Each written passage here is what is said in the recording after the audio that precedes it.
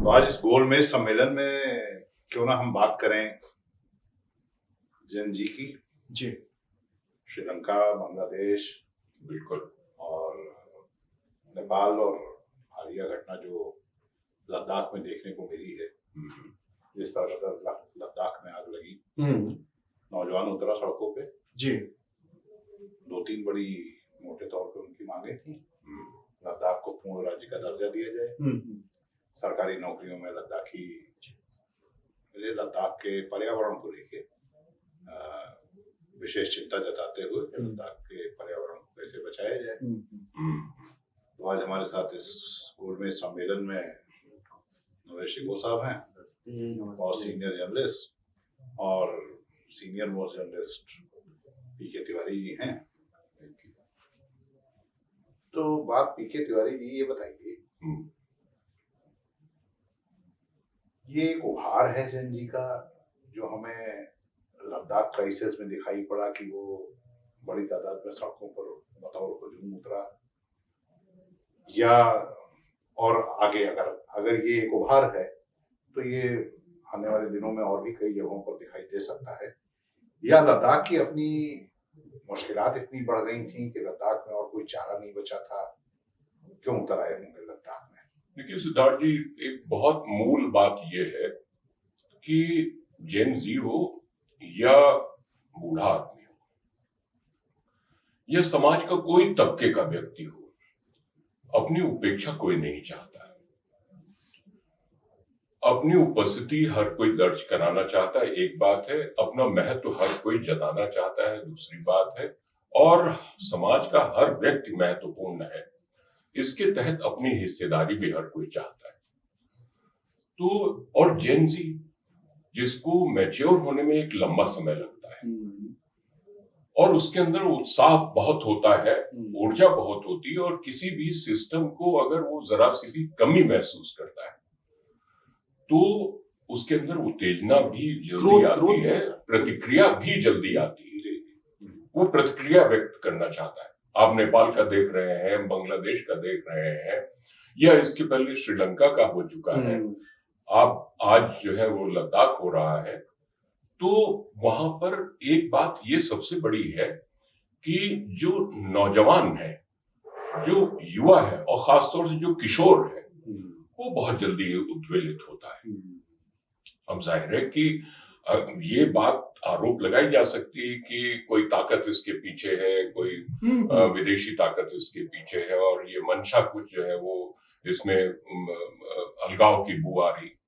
लेकिन हमें एक राष्ट्र की सरकार होने के नाते इस पर जरूर गौर करना चाहिए कि समस्या की जड़ कहाँ है, समस्या की वास्तविकता कहाँ है। एक आशंका जो मेरे दिमाग में है, हो सकता है और लोगों के दिमाग में, देखिए लद्दाख तो करीब करीब हिंदुस्तान के बाकी हिस्सों से और उत्तर भारत से तो काफी हद तक कटा हुआ ही हिस्सा है। मुझे लगता है धारा 370 का समर्थन किया था सोनम वांगचुक ने, जो कि इस लद्दाख के आंदोलन के अगुवाकार हैं, यानी जेन जी उन्हें अपना नेता मान रहा है, और जो ट्रिगर करता है वो उन्हीं के अनशन के बाद से शुरू होती है तमाम चीजें। सोनम वांगचुक ने धारा 370 को हटाए जाने का प्रबल समर्थन किया था। सोनम वांगचुक ने जम्मू कश्मीर के टुकड़े किए जाने का समर्थन किया था। सोनम वांगचुक करीब करीब हर कदम में उस समय सरकार के साथ नजर आ रहे थे। आज सोनम वांगचुक को कौन सी चीजें, या सोनम वांगचुक को कोई वादा पूरा होते नहीं नजर आया, या कि सोनम वांगचुक को अपनी अपेक्षाएं या अपनी कुछ आकांक्षाएं रही होंगी, जैसा कि मैंने सुना है कि शायद सोनम वांगचुक लद्दाख को एक पूर्ण राज्य का दर्जा देकर लद्दाख के मुख्यमंत्री बनना चाहते होंगे, ऐसी बातें कही जा रही हैं। आखिर क्या हुआ कि सोनम वांगचुक किसी सरकार के इतने खराब हो गए और यही सरकार अचानक से सोनम वांगचुक की कोई बात नहीं सुन रही है? सिद्धार्थ भाई, एक बात को समझना होगा, उसके पीछे नियत क्या है, साजिश है, सकारात्मकता है, नकारात्मकता है, इस पे मत जाइए। मुझे लगता है कि इस पे नहीं जाना चाहिए। पीके भाई ने हमें कुछ पैसा दिया हो सकता है मैंने यहाँ कुछ, मुझे कोई चीज गंदी लगी हो, मैंने साफ कर दी हो। मुख्य बात है कि मैं सफाई कर रहा हूँ, हमें मेहनताना मिल रहा है, हमारी नियत है। आप इस पॉइंट पे आइए कि आखिर जिस दिशा में वो काम कर रहा है, जो वो मांग कर रहा है, जो वहां की एक युवा जमात को आंदोलित कर रहा है, क्या वो दिशाहीन है? क्या वो उनकी मांगे गलत है? क्या उनका क्रोध गलत है? आप उसमें क्यों जाइए कि ठीक है, उनका कभी रुझान सरकार के साथ में था, कभी सरकार के फैसलों के साथ में थे। आज जो माहौल पैदा हो रहा है, आज जो चिंगारी निकली है, वो सताने वाली है सरकार को। तो आपको ये लग रहा है? हम तो कहते हैं उस बात को छोड़ दीजिए। आप ये बताइए कि जो हो रहा है और जो एक ऐलान हो रहा है, ये आवाज थोड़ी दूर तक जाएगी। मुझे लग रहा है ये सिलसिला शुरू हो गया। तो क्या उनकी मांगे नाजायज हैं? क्या वो दिशाहीन है? या वो देश के हित में इस तरह से एक आंदोलित हो रहे हैं, या वो वाकई देशद्रोही है? इस मुद्दे पर मुझे लगता है एक बात तो है जिसमें मुझे लगता है दोनों लोगों को होना चाहिए, और ये कुछ मेरी भी दिमाग में आ रही है चीज, और मुझे लगता है जिन लोगों की भी लद्दाख में नजर होगी उन सबके दिमाग में ये बात आई होगी। आपको पैटर्न एक जैसा नहीं दिखता है। श्रीलंका की जो घटना होती है, जो नेपाल की घटना होती है, जो बांग्लादेश की घटना होती है, और अब जो लद्दाख में होती है, छोटे पैमाने पे है, लेकिन पैटर्न आपको क्या वही नहीं नजर आ रहा है? आगजनी, सड़कों का सड़क पे उतर आना, 24 घंटे के हैं, तो तीनों जगह के आंदोलन 24 घंटे के हैं, लेकिन तैयारी लंबी लगती है। लेकिन ऐसा लगता है कि पुआल के ढेर में चिंगारी लगाई गई है, पुआल का ढेर पे इकट्ठा कर दिया गया था। तो अब जब पैटर्न एक जैसा दिखता है, तो वो बात जिसको आपने कहा ना कि विदेशी हाथ हो सकता है, या कोई ताकतें ऐसी हैं कि जो इस तरह की चीजों को इंस्टिगेट कर रही हैं। नहीं, आपको एक चीज सिद्धार्थ भाई, ये अच्छा हुआ आपने ये बात छेड़ दी। ये सब लोग कह रहे हैं और इस बात को मानना ही पड़ेगा, कहीं ना कहीं से कनेक्शन है बड़ी ताकतों का, विदेशी ताकतों का। ये तो मानना भी पड़ेगा और ये सच भी हो सकता है। पैटर्न की बात करिए, रिलेशन की बात करिए, अंतरराष्ट्रीय जो अफेयर्स चल रहे हैं उसके हिसाब से आप देखिए, तो ये सब बातें साफ तौर से नजर आ रही है। एक आम इंसान को, एक पान की दुकान पे खड़े हुए 4 लोगों को भी ये बात समझ में आ रही है। लेकिन आप ये मुझे बताइए, आप मौका क्यों दे रहे हैं? आपका शरीर इतना कमजोर क्यों है? आपकी प्रतिरोधक क्षमता इतनी कमजोर क्यों है कि सारे कीटाणु आप पे अटैक किए दे रहे हैं? आप अपने को मजबूत क्यों नहीं किए हुए? आप क्यों नहीं, आपके अंदर विटामिन की कमी है, आपके अंदर क्यों इतना, आपका जिस्म इतना कमजोर है कि ये सारे हमले आप पे हो रहे? हमला ऐसे नहीं होता। हमला कमजोरी देख के, जब आपका नौजवान कहीं ना कहीं असंतुष्ट है, कहीं ना कहीं बेसिक नीड पूरी नहीं हो पा रही है, आपकी एजुकेशन का स्ट्रक्चर से लेकर स्वास्थ्य से लेकर नौकरी, इस तरह का सिस्टम जब बेडौल होता है, तब विदेशी ताकतें हो या देश के दुश्मन लोग हो या कोई भी हो, तब ऐसे ये राजनीतिक महत्वाकांक्षा है। या लद्दाख में ऐसा तो है नहीं कि पहले बड़ा इंडस्ट्रियलाइजेशन था और अचानक से इंडस्ट्री बंद हो गई और लोगों के पास काम नहीं है। जहां तक आंकड़े बताते हैं कि लद्दाख में टूरिज्म बहुत तेजी से बढ़ा है, लोकल कामकाज बढ़ा है। मुझे तो ये ऐसी कौन सी चीज है कि जो आज लद्दाख में हो गई और अब से पहले नहीं थी?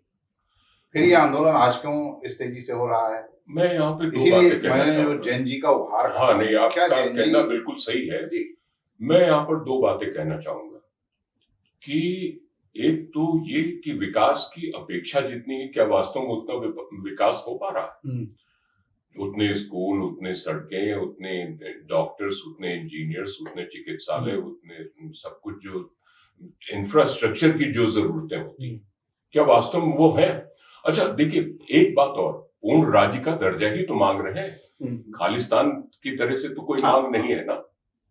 जब खालिस्तान जैसी मांग नहीं है तो फिर सरकार को गंभीरता से सोचना भी चाहिए, बैठना चाहिए कि ये है क्या मामला, ये इसमें वास्तविकता कितनी है, इसमें वास्तव में कहीं बाहर की कोई साजिश या कोई उसकी बू तो नहीं आ रही है, उनको इसको देखना चाहिए। लेकिन सरकार का जो रुख दिख रहा है, नहीं, अब एक बात और मैं कहना चाहूंगा, जेन जी की जहां तक आज बात कही जा रही है, आप 1977 के बाद में जो जेपी ने आंदोलन चलाया था, किसकी शक्ति पे चलाया था? जो अन्ना आंदोलन भी उन्हीं की शक्ति पे चला। समग्र क्रांति का जो नारा दिया था जयप्रकाश नारायण जी ने, नौजवान, वो युवाओं को लेकर के, जाहिर सी बात है, और उसी आंदोलन से बड़े बड़े जो नेता निकले, वो फिर नेशनल लीडर के भी स्टेचर को उन्होंने पाया। तो आप महसूस कीजिए कि कितने नेताओं को उन्होंने बनाया जयप्रकाश जी ने, और वो युवा आंदोलन ही था। कोई भी आंदोलन होता है, युवाओं की जरूरत, दृष्टि और विजन,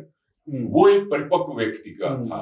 लेकिन जो जो रुख दिख रहा है, सोनम वांगचुक का एक गैर सरकारी संगठन भी है, उसका FCRA रद्द कर दिया जाता है, उसकी बहुत पहले के उनके वो मांगे जा रहे हैं, कागजात मांगे जा रहे हैं, दबाव बनाया जा रहा है ज्यादा, और युवाओं को पढ़ाई लिखाई के लिए भी एक उनका संस्थान काम करता था, उसके इनकम टैक्स से लेके और तमाम चीजें उसकी मांगी जा रही हैं। ऐसा लगता है कि सरकार कुछ दमन के रास्ते पे चल पड़ी है, और सोनम वांगचुक चूंकि वहां जैनजी को लीड करने वाले सोनम वांगचुक है, जैनजी उनके नाम पर इकट्ठा हुआ, और एक बड़ी शख्सियत सोनम वांगचुक है, खासतौर पर लद्दाख के बाहर तो लोगों ने उनको शायद 3 इडियट फिल्म के बाद जाना, उससे पहले से भी वो लद्दाख में काफी काम करते रहे, इंजीनियर हैं, क्वालिफाइड इंजीनियर हैं, अच्छे शख्सियत हैं। मुझे ऐसा लगता है कि सरकार जिस तरीके से दमन के रास्ते पे चल पड़ी है, तो लद्दाखियों को आपको लगता है कुछ मिलने की भी उम्मीद है इसमें? बात लद्दाख की नहीं है, बात इस बात की है जो दमन की आपने बात कही। कोई भी सरकार हो, मौजूदा सरकार हो, इतिहास में जाइए, पीछे जाइए, आगे कल्पना करिए, दमन के साथ ही आंदोलन पैदा होता है। बिना दमन के, बिना दमन का कहीं ना कहीं जब तक दमन का माहौल नहीं पैदा होता है, जब तक दमन की जाति की कहीं ना कहीं कोई आहट नहीं होती है, तब तक आंदोलन होता ही नहीं है। आंदोलन तभी होता है जब दमन होता है। और बात लद्दाख की नहीं है, बात भारत और भारत के इर्द गिर्द तमाम उस मुल्कों की है जहां के आवाम कहीं ना कहीं आहत है। हाँ, ये बात जरूर है कि ये कहा गया कि नेपाल और बांग्लादेश भारत नहीं है। हम कतई भी या कोई भी इंसान किसी भी आंदोलन, हिंसक आंदोलन की या तख्ता पलट जैसी कल्पना भी करना अच्छी बात नहीं है। आंदोलन तो हमारी आत्मा में बसता है, क्योंकि हमारा देश एक आंदोलन के बाद ही स्वतंत्र देश बना। तो आंदोलन एक लोकतांत्रिक के देश में नकारात्मक नजरिए से इसको नहीं देखना चाहिए। और आप लद्दाख की बात करिए या भारत के किसी भी हिस्से की बात करिए या आप नेपाल की बात करिए, जहां संतुष्टि नहीं है, जहां लोकतांत्रिक व्यवस्था का सम्मान नहीं है, जहां आम नागरिकों की बेसिक नीड पूरी नहीं हो पा रही है, वहां आंदोलन का सिलसिला शुरू होगा। एक बात मान लीजिए, वो कौन सा एक आंदोलन था महिलाओं का, मुझे नाम नहीं याद आ रहा है। हाँ, जैसे एक आदमी शुरू करता है, जैसे हम लोग अक्सर इस तरह के डिबेट करते हैं, तो या हम लोग कोई खबर लिखते हैं तो उसका इंट्रो जब आ जाता है तो सिलसिला तेज हो जाता है, कड़ियों से कड़ियां जुड़ जाती हैं। ये आंदोलन की शुरुआत जैसे जो हमारे इर्द गिर्द हमारे पड़ोसियों से शुरू हुई। माफ कीजिएगा, ठीक है भाई, ये इस आंदोलन के पीछे जैनजी है। इसी हिंदुस्तान में क्या जैनजी का इतना कनेक्ट नहीं है? मुझे नहीं दिखा कि लद्दाख के जैनजी के साथ हिंदुस्तान का बाकी जैनजी वो कहीं खड़ा नहीं नजर आ रहा है। ये कनेक्ट क्यों मिसिंग है? बिल्कुल। अरे नहीं, उत्तराखंड और तमाम संकेत मिलने लगे। कहाँ संकेत मिल रहा है, हो रहा है, आवाजें आने लगी। माना जा रहा है कि हिंदुस्तान में जिसे जैनजी कहते हैं, हाँ, वो 97 के बाद उनकी पैदाइश के लोग हैं, हाँ, तो उनकी तादाद तो करोड़ों में है बिल्कुल, और वो हिंदुस्तान भर में फैले हुए हैं, बिल्कुल। लेकिन वो कनेक्ट जो है वो बहुत सीमित दिख रहा है। कनेक्ट उस तरह से दिख नहीं रहा है। हाँ, वैसा नहीं दिख रहा, बिल्कुल आप सही कह रहे हैं। ललगार के दिन क्षेत्रीय उभार दिख रहा है। इसलिए मैं कहता हूँ जो आप अभी कह रहे हैं ना, ये बात तो आपकी सही है, क्षेत्रीय उभार दिख रहा है। इसलिए मुझे ऐसा लग रहा है ना, आप कह रहे हैं ना कि सब वो दिक्कतें सबको हैं और आंदोलन इस तरह से खड़े होते हैं। ये आंदोलन अगर वाकई में जैनजी के दिलो दिमाग को छू रहा होता तो बाकी जगह के लोग, लद्दाख भी तो हिंदुस्तान का हिस्सा है ना। मैं यही बात कह रहा हूँ। या मुझे कहीं ना कहीं ऐसा तो नहीं है कि सोनम वांगचुक की महत्वाकांक्षाएं उन्होंने इस आंदोलन को खड़ा किया और शायद उससे इस वजह से कनेक्ट ना हुआ हो। महत्वाकांक्षा तो हो सकती है, मुख्यमंत्री बनने की, जब पूर्ण राज्य का दर्जा हो जाएगा तो एक केसीआर बनने की उनकी कोशिश हो, या उनको किंग मेकर होंगे, या फिर हाँ वो तय करेंगे मुख्यमंत्री, इतना पावर तो हो ही जाएगा। ये तो महत्वाकांक्षा जो है वो किसी के अंदर पनपे स्वाभाविक है ना। लेकिन बस सबसे बड़ी बात एक ये है कि जितने लोग उनके साथ में कनेक्ट हुए हैं उन चीजों से वो सहमत हैं।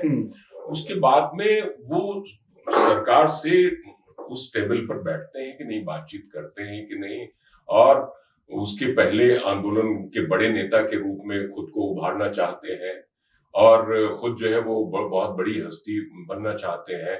वो अब उनकी महत्वाकांक्षा केवल लद्दाख तक है या उससे भी आगे की है, ये भी देखने की बात होगी।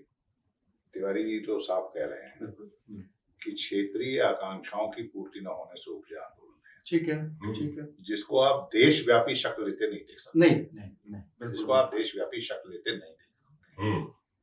अब जब अगर ये बात तिवारी जी मान रहे हैं और मानने के कारण है उसके, तो फिर सरकार के उस स्टैंड को न मानने के कारण क्या है कि ये सोनम वांगचुक की अति महत्वाकांक्षा से खड़ा हुआ आंदोलन है। नहीं, ये मुझे तो लग रहा है कि अगर कोई डायलॉग्स नहीं का सिलसिला आगे नहीं बढ़ेगा तो ये तो सरकार की कहीं ना कहीं कमजोरी होगी और ये चीज थोड़ी सी पेनफुल हो सकती है आने वाले समय में, पहली चीज। दूसरी बात, अगर आप लद्दाख से और हम भारत के अन्य स्टेट्स से सारी चीजों को कनेक्ट नहीं कर सकते क्योंकि उनकी स्थानीय समस्याएं हैं, उनकी अपनी एक स्टेट के दर्जे की बात है सब। लेकिन एक चीज मान लीजिए, हर एक इंसान की, हर राज्य की, हर क्षेत्र की, हर जगह की कुछ ना कुछ समस्याएं हैं। और जब कहते नहीं, कहावत है, खरबूजे को देख के खरबूजा रंग बदलता है। अगर पीके भाई ने इस वक्त कहा कि मुझे स्नैक्स खाने हैं, उन्होंने ये कह दिया हमें स्नैक्स नहीं खाने हैं, हम कहेंगे राजवीर भाई कोई सुबह कुछ खाया नहीं, 2 रोटी का इंतजाम कर दो। तो सवाल इस बात का, जब मांग का सिलसिला किसी कोने से शुरू होता है तो हर आदमी अपनी अपनी डिमांड्स के लिए कदम बढ़ाने लगता है। मैं बात सिर्फ लद्दाख तक की नहीं कर रहा। एक चीज पे तो शायद लगता है सबकी सहमति है। जी। आकांक्षाएं हो सकती हैं, अपेक्षाएं हो सकती हैं, क्षेत्रीय हो। मणिपुर में भी जैनजी ही जाहिर सी बात को उतरा था, आज लद्दाख में भी वही दिखाई पड़ रहा है। बिल्कुल आकांक्षाएं, अपेक्षाएं, उत्तराखंड में यूथ अच्छा खासा उतरा है। आकांक्षाएं, अपेक्षाएं तो क्षेत्रीय हो सकती हैं, लेकिन पैटर्न जो है, पैटर्न में सिमिलरिटी है। बड़ी बात, पैटर्न में सिमिलरिटी बड़ी बात है। यानी कि जो जैनजी का सड़कों पर उतरने का, जैनजी का जो आंदोलन करने का, जैनजी का जो अपनी मांगों को लेकर दबाव बनाने का जो तरीका है, उसमें सिमिलरिटी आपको नहीं नजर आ रही? नहीं, उसको आप उसको, और अगर है तो परेशानियां, चुनौतियां तो जैनजी के सामने हिंदुस्तान के हर राज्य में है। फिर आप इस बात से कैसे इनकार कर सकते हैं कि कहीं भी कभी भी कुछ हो सकता है? देखिए, एक चीज का फर्क हमको समझना पड़ेगा कि ज्वलंत समस्या अभी नेपाल की गुजरी है और वहां पर चलिए दूसरी एक जो है कार्यवाहक सरकार आ गई है, कार्की जी को कमान दे दी गई है, ये बात सही है। लेकिन वहां का सबसे बड़ा कारण क्या था?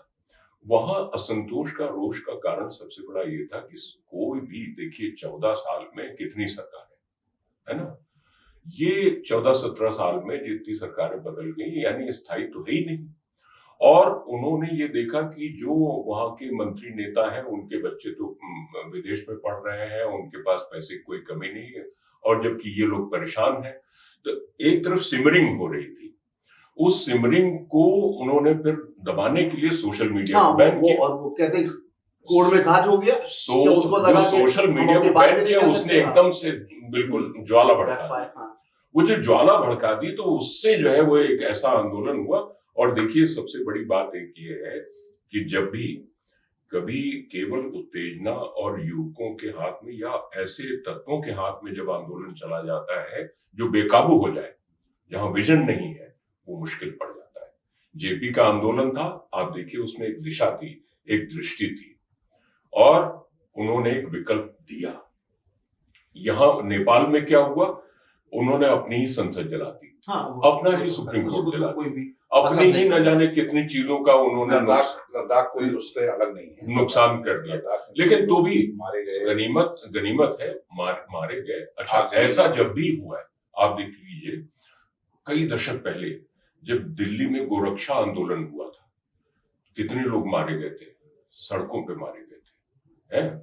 और अयोध्या का आंदोलन हुआ, कितने लोग मारे गए, संभल में हुआ, तो आप देख लीजिए कितने लोग मारे गए। तो हिंसा जहां भी भड़क उठती है तो नियंत्रित करने के लिए ये तो एक कुछ बात हो जाती, लेकिन अब हम इसी के बरक्स आपको तियाननमेन स्क्वायर की हम घटना याद दिलाना चाहेंगे कि जहां हजारों हजारों की संख्या में यूथ आ गए थे और चीन ने क्या किया था उस समय, क्रश किया था उस आंदोलन, क्रश किया था ना। तो उस तरह की अप्रोच यहाँ सरकार की हो भी नहीं सकती। और वो ये दुनिया का अगर विशालतम लोकतंत्र है और इनको वास्तव में इस बात की अगर चिंता है कि हमको अपने देश को खड़ा करना है, तो इन छोटी छोटी चीजों को सुलझाने में मैं समझता हूं कि बहुत ही सकारात्मक कदम जल्द से जल्द उठाएंगे और इसकी तह में जाने की कोशिश करेंगे। ये हमारी भाई जी अविद, आप ये बताएं, करीब करीब जितने भी दक्षिण पूर्व एशियाई देश हैं हिंदुस्तान को मिलाकर, दो तीन समस्याएं तो बड़ी शाश्वत हैं। बेरोजगारी है, भ्रष्टाचार है, बिल्कुल है, अमीर और ज्यादा अमीर होते जा रहे हैं, बिल्कुल नौजवानों को उनका हक नहीं मिल रहा है, हक मांगने की बात पर दबाए जा रहे हैं। ये चार चीजें आपको हर जगह मिलेंगी। बिल्कुल सही। अब ट्रिगर कर जाएगा कहीं सोशल मीडिया पे बैन करना, लद्दाख में लद्दाख को पूर्ण राज्य का दर्जा न देना, कहीं मणिपुर में मैतेई और कुकी के बीच में मैतेई का सरकार बहुत अलग अलग विविधता है, ये नाराजगी की हो सकता है। या श्रीलंका में महंगाई इस चरम लेवल पर पहुंच गई, बेरोजगारी के साथ की समस्या हो गई। लेकिन ये जो चार समस्याएं हैं जिनको लेकर जेएनजी सबसे ज्यादा आंदोलित हो रहा है, सड़कों पर आ रहा है, ये चारों समस्याएं कमोबेश पूरे इस माशरे में फैली हुई है। बिल्कुल बिल्कुल जी, इसलिए ये एक चेतावनी तो दिखती है। लद्दाख की घटना चूंकि अब आज हिंदुस्तान तक आ चुकी है, आ गई है, और जैसा कि अभी आप बता रहे हैं कि उत्तराखंड में भी थोड़ा बहुत उसका छात्र वगैरह कम से कम रेजिस्टेंस जो है वो दिखने लगा है। तो समस्या तो ये खड़ी हो गई है कि ये पूरा का पूरा इलाका एक ऐसे ज्वालामुखी पे बैठा है जहाँ कभी भी जेएनजी सड़कों पे उतरेगा। एक चीज सिद्धार्थ भाई मैं शेयर करना चाहता हूँ, जी, जो आपने जिक्र किया, ये सारी समस्याएं जनरल सामान्य की, रोजगार की समस्या, महंगाई की समस्या, भ्रष्टाचार की चीजें हर दौर में रहती हैं और ये समस्याएं होती है, इसको लेकर आवाज उठाई जाती है, आंदोलन भी होते हैं। और बात सिर्फ हिंदुस्तान की नहीं है, तमाम देशों में, हमारे के तो फिर भी इतना नहीं है, अन्य राज्यों में तो और ज्यादा मुश्किलात है। बात इसकी नहीं है, बात कुछ और है जिस पर अभी हम लोग नहीं आ पा रहे। उस पर अभी मैं एक बड़ी बात सुन लीजिए, मैं क्या कहना चाह रहा हूं, 30 सेकंड से ज्यादा रील देखना जेएनजी को गवारा नहीं है। हम लोग इतनी देर से बात कर रहे हैं राउंड टेबल पे, शायद ज्यादा देर पड़ जाएगी तो इसको भी देखना गवारा इसको भी देखना गवारा नहीं होगा। तो देखिए, आप सही कह रहे हैं, समस्याएं तो अपनी जगह हमेशा से हैं, आज बढ़ी हुई दिख रही हैं क्योंकि आज आबादी भी बढ़ी है और समस्याएं भी बढ़ी हैं। लेकिन ये भी आप मान लें कि इम्पेशेंट भी हुआ है जेएनजी, आपको ज्यादा इम्पेशेंट। बिल्कुल सिद्धार्थ भाई, मैं एक बात ये कहना चाहूंगा कि आपको पुराना वो शेर याद होगा कि जब जेब में पैसा होता है और पेट में रोटी होती है, हर शबनम हीरा होता है, हर मोती हर शबनम हीरा होता है, हर मोती हीरा होती है, ये मतलब इस तरह से है कुछ। और एक बात और भी उसके बरक्स याद रखिए कि जब तक भूखा इंसान रहेगा धरती पर तूफान रहेगा, ये एक बहुत पुराना नारा है। लेकिन अब उसके बरक्स में आपको एक बात बताऊं, इस साल को छोड़ दीजिए, इसके पहले वाला जो साल था, आप महसूस कीजिए गर्मी कितनी पड़ी थी। मैं बख्शी का तालाब के पास का रहने वाला हूँ। बख्शी का तालाब पर एक इलेक्ट्रिकल्स की दुकान है। आप ये समझिए, उनके पास गोडाउन से सारे एसी खत्म हो गए थे, उनके पास जो है जहां जहां से मंगाते थे एजेंसी से खत्म हो गए थे, बुकिंग चल रही थी एसी की, और वो तब भी बुकिंग पूरी नहीं कर पाए। गांव का भी व्यक्ति एसी चाह रहा था, ये आप समझ लीजिए। तो अब जो है वो माहौल बड़ा बदल गया। अब केवल रोटी तक या बड़ी बुनियादी जरूरतों तक मामला नहीं रह गया। अब कंफर्ट में भी हिस्सेदारी और बराबर की हिस्सेदारी और तुरंत हिस्सेदारी, अभी आपने देखा, त्वरित अभी आपने ये देखा आदमी को चाहिए, और वो सोचता है कि हमारे पास विकास की अगर सुअवसर नहीं है तो हमको वो विकास की सुअवसर। इस पर मुझे लगता है कि सहमति बनती दिखती है जी कि जेएनजी में जो असंतोष है वो हिस्सा विशेष तक सीमित नहीं है, बल्कि पूरे इलाके में है, हर जगह है। और कभी भी किसी भी वक्त वो असंतोष सड़कों पर भी दिख सकता है, असंतोष को रूप भी लेता है और लेता जा रहा है, बहुत सारी जगहों पर दिया है। और जैसा एक चीज मैं कह दूं, असल में मुझे लगा इस वक्त आपने मेरा शोषण कर दिया, जैसे नेवाला अपना मुंह तक लाए, उन्होंने छीन दिया, जो मैं कहना चाह रहा था वो कह नहीं पाया। जो बात आपने कही उससे बिल्कुल सहमत हूँ, लेकिन मुख्य बात क्या है कि बात सिर्फ यही नहीं है कि ये समस्याएं हैं, बात यह है कि हमें अपनी बात, अपनी आवाज उठाने का मौका नहीं मिलता। आपको याद होगा, आप तो बहुत सीनियर हैं आप लोग, हम लोग अखबारों में छोटे छोटे नौकरी करते थे, एक पन्ना होता था इकोनॉमिक कंडीशन का, सब खत्म हो गया है।